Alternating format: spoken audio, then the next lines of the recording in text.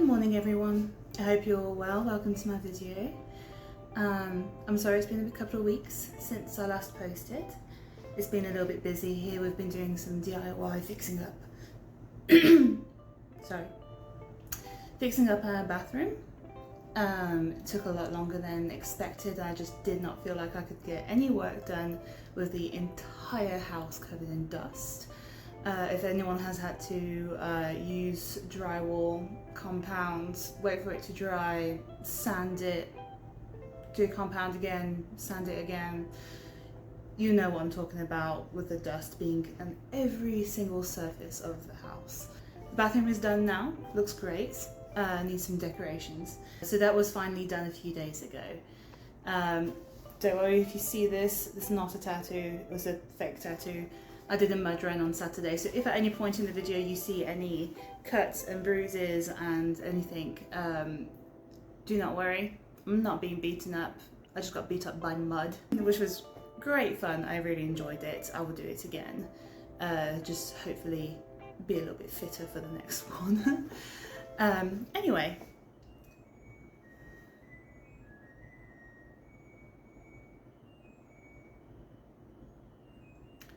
Sorry, I feel like every one of my videos is going to have at some point the music from the laundry machine. So in my last video I explained that because I moved country and a few things happened, which means that a lot of my stuff that I had in England I've not been able to get shipped over here, so I had to buy everything all over again.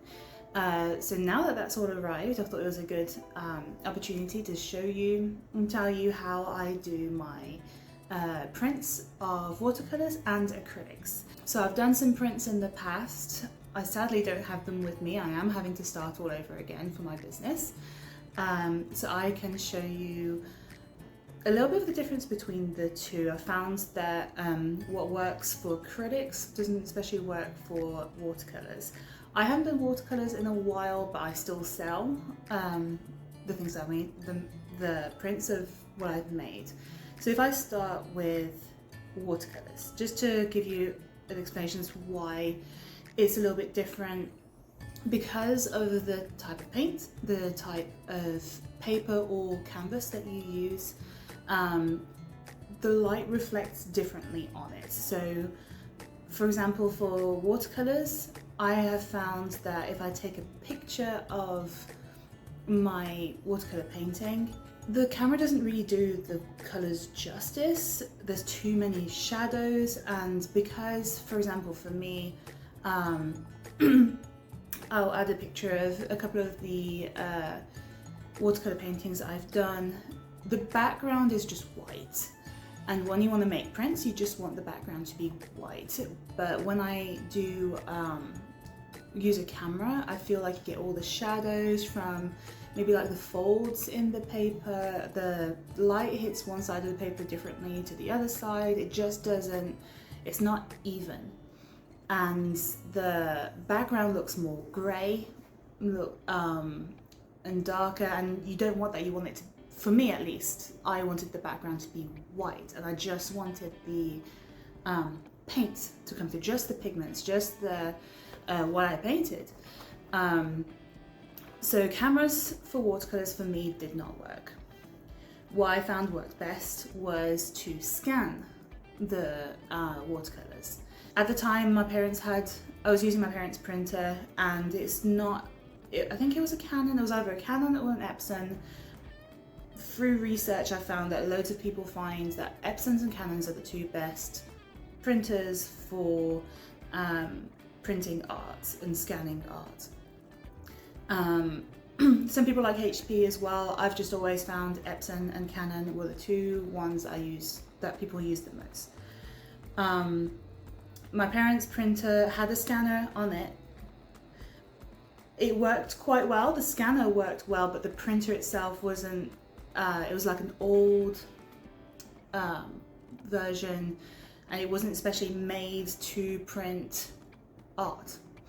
It did black and white and colour like you would need it for normal documents, and can be quite good for pictures and such, but if you wanted really high quality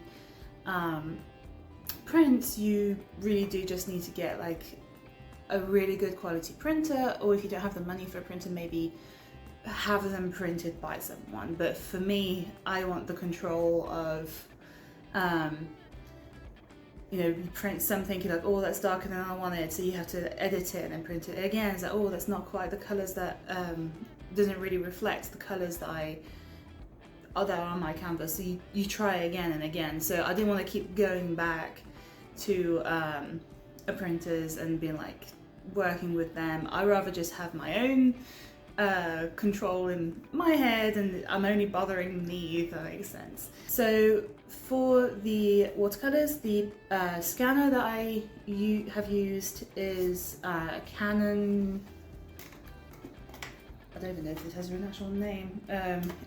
Obviously it should have. Canon Scan Lid 110. So this is the one I've used. So I just connected that to my computer, scanned the image, transferred it onto Photoshop, and worked from there. I'm not very good at editing, so I would show you on my screen what I do, but it's kind of hard to do that when I'm not a techie person. I apologize. But the main things I do with my watercolors, I guess there's a couple of way arounds that you can do it, is either completely cut out just the image that you have and transfer that onto a completely white background, or blank background. If you know anything about Photoshop, you know what I mean. And just kind of edit the colors and try and make it as close as possible to your original.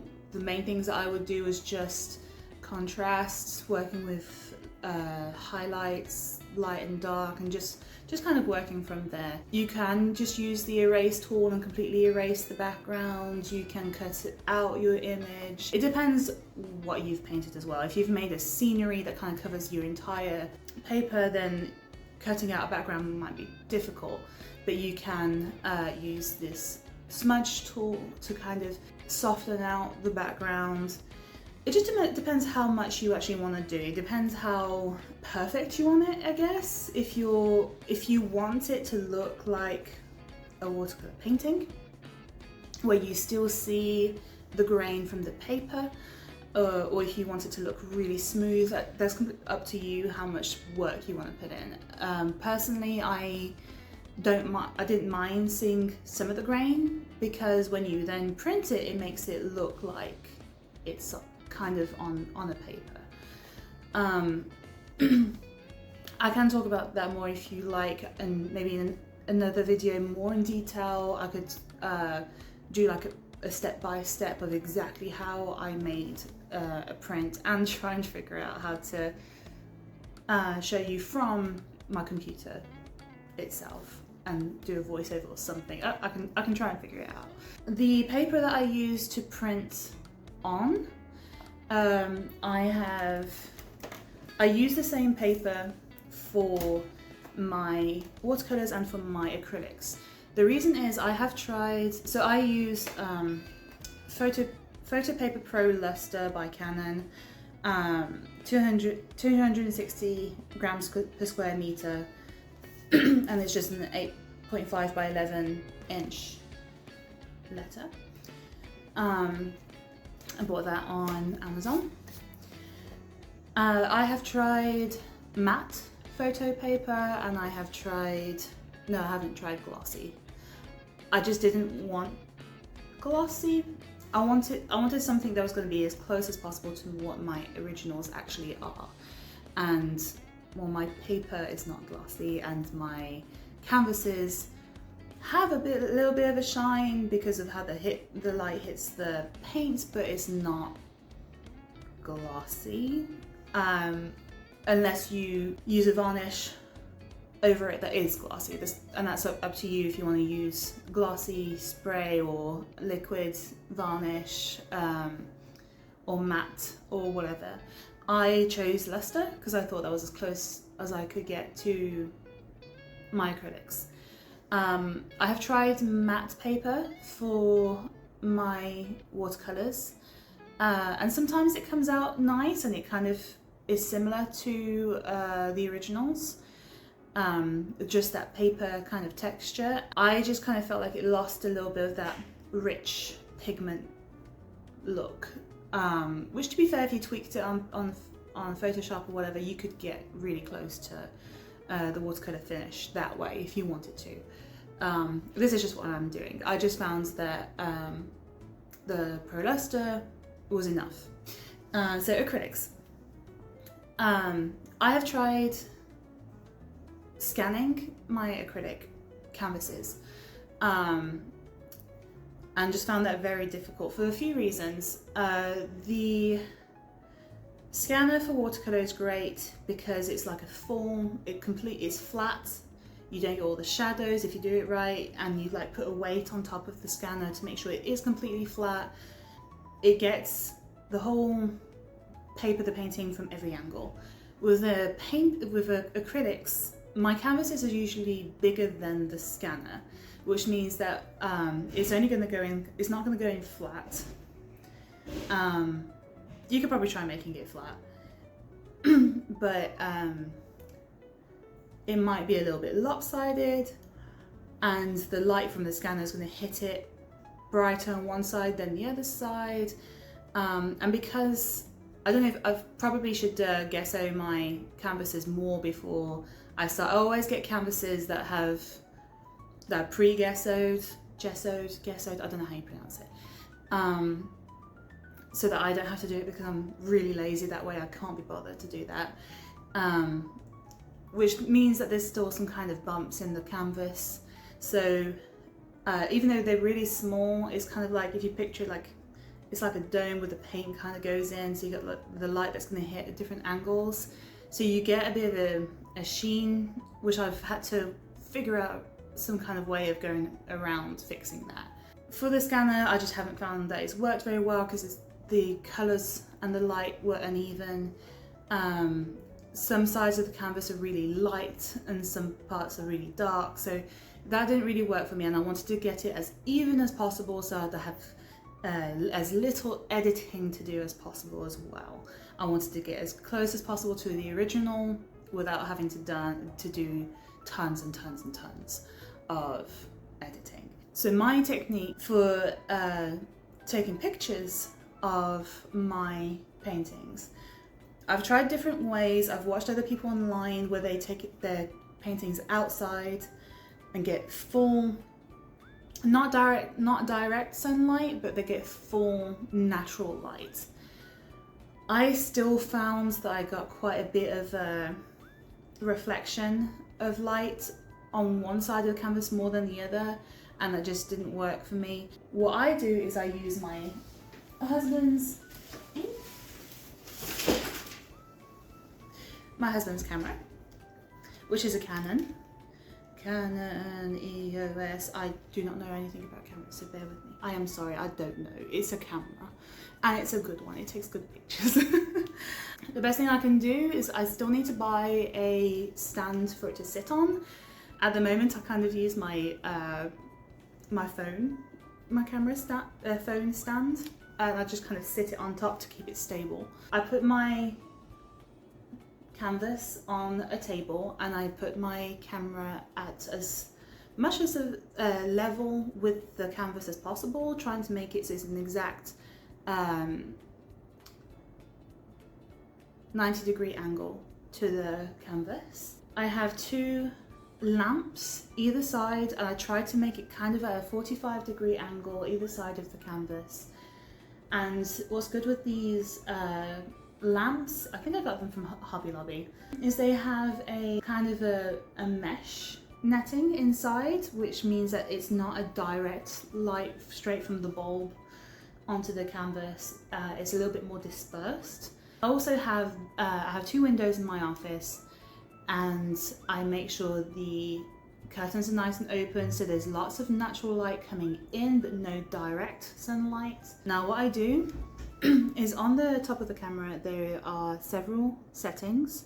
Depending on the type of colours that you're using on the canvas, depending on the setting, some colours are going to come out brighter, richer than others, and it's up to you. You don't have to make prints that are 100% exactly the same as your canvas.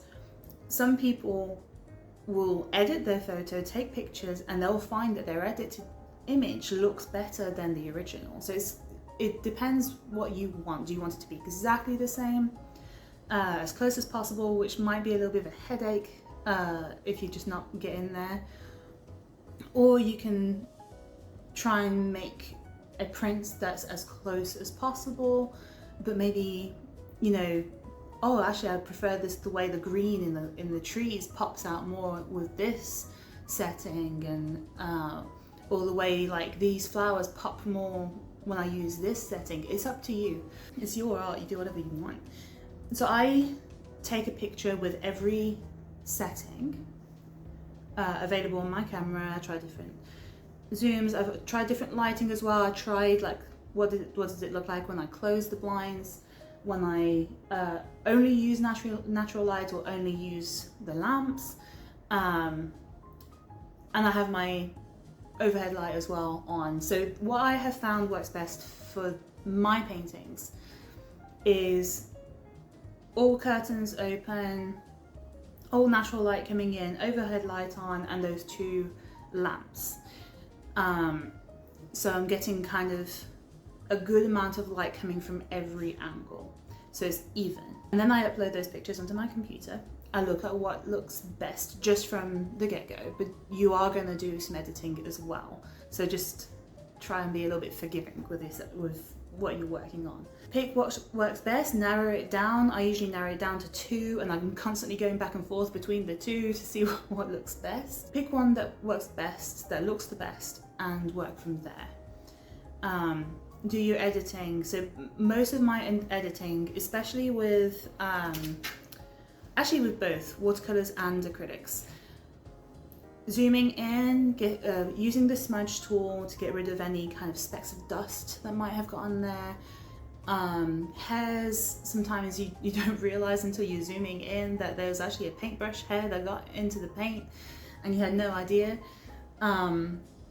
So edit that out. But the main things I try to work on when I've really got the lighting right the way I want it, I should only have to edit out the specks of dust or hairs, any smudges that might have happened that I don't want on there. Contrast, lighting,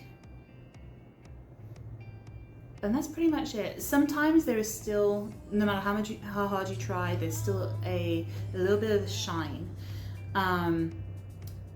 And there's a few things on Photoshop that I've found to help get rid of that, which if you like I can make a video about that as well. But just from taking picture, that's everything that I've managed to do to get rid of that shine as much as possible.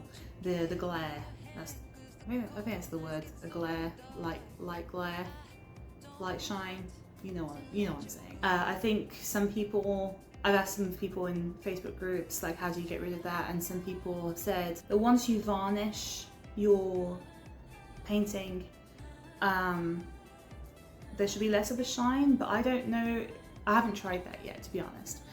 I don't know if I put like a glossy or a semi-gloss varnish, if the light would reflect more or less, or just more evenly. I don't know, maybe you guys can tell me if you've tried it, because I do still need to varnish a lot of my paintings, and I haven't tried making prints off a varnished painting yet, which I probably should do. So that's that for the what camera I use, the lighting, printer, using a scanner, for all these things.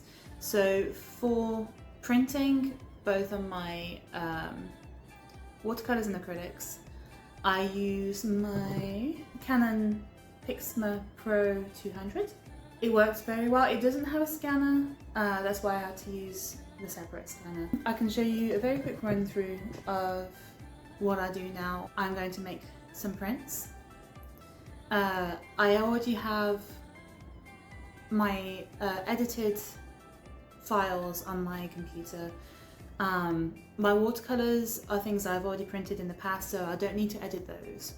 My more recent paintings, my raccoons and such, Those are edited, but I have never printed them.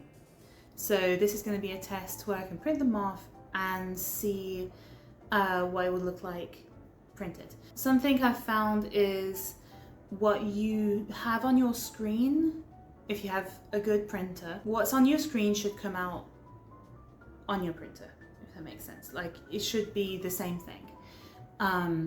However, I've always found that you don't realize how dark it actually is on your computer screen. So when you print it, it's always going to seem really dark. So quite often I'll print it off and be like, oh, that's actually way darker. So I'll go back on Photoshop, increase the brightness by like 10. I don't know how to explain it. I'll increase the brightness, print it off again, see if I'm happy with that. Again, it doesn't have to be exactly the same as your canvas. Just think, would I be happy to sell this? Would someone be happy to have this in their house? Or is it just too dark? And then do another one. It doesn't mean that you can't sell the first one that you printed, because someone might actually be quite happy to have something a little bit darker, and they'll be happy with that. It's up to you. So I will show you kind of how I go about that with the printing. Okay, so I'm having to start this for the third time because I made a mistake with my printer. I did not change the paper that was in there, so it printed on sticker paper instead of Pro Luster. And then when I put the correct paper in, I put it back to front, which means that the ink kind of poured onto the back because it wasn't the right side, and which kind of messed up the printer, so I had to clean it. So now, try number 3. Third time's the charm. We are on the correct printer. We are on portrait, not landscape. We are on 8.5 by 11 paper. So something I just wanted to change was making the image 8 by 10, simply because when I printed it, I found that it was too close to the edge of the paper, which means if you want to kind of frame it, you don't have that kind of little bit of a lip. So I'm going to try 8 by 10, see if that fits in a little bit better. And this is my chipmunk. This was an old edit that I did, so I know it looks really scraggly around the edges, but the color here is as close to white really as you can get. It might be a tiny bit gray, but it should not show up on the print itself. The paper being white and this being practically white, you're gonna get just that kind of feel as if it was on like watercolor paper, so that's perfectly fine. It looks a tiny little bit blurry, but I don't think that's because of the editing. I think that's just because of the way I painted it. I think it's just pretty much as accurate as the painting itself. So let's give this a shot. Try number 3. Okay, so something I did somewhere in my settings as well is I made it print very slowly so that it would focus on every inch of the paper rather than scan through too quickly. And it seems to be coming out great right now. And there we go. Ta-da! And there he is, my little chipmunk. Yes, I'm glad I added a little bit of trim on the edges just to give that space for whatever frame you'd want to put it in. I just need to sign it, and there you go. That's my little boy chipmunk. Or girl, I have no idea. Anyway, I hope this video was helpful to you. And let me know if there's anything that I can show you, maybe in more detail. I'm sorry these videos are long. I'm still getting used to figuring out how to edit. I will try and keep them shorter and snappier in the future. Thank you for following. If you have any ideas of what I could do videos of next, let me know. Thank you very much. God bless. I'll see you in the next one.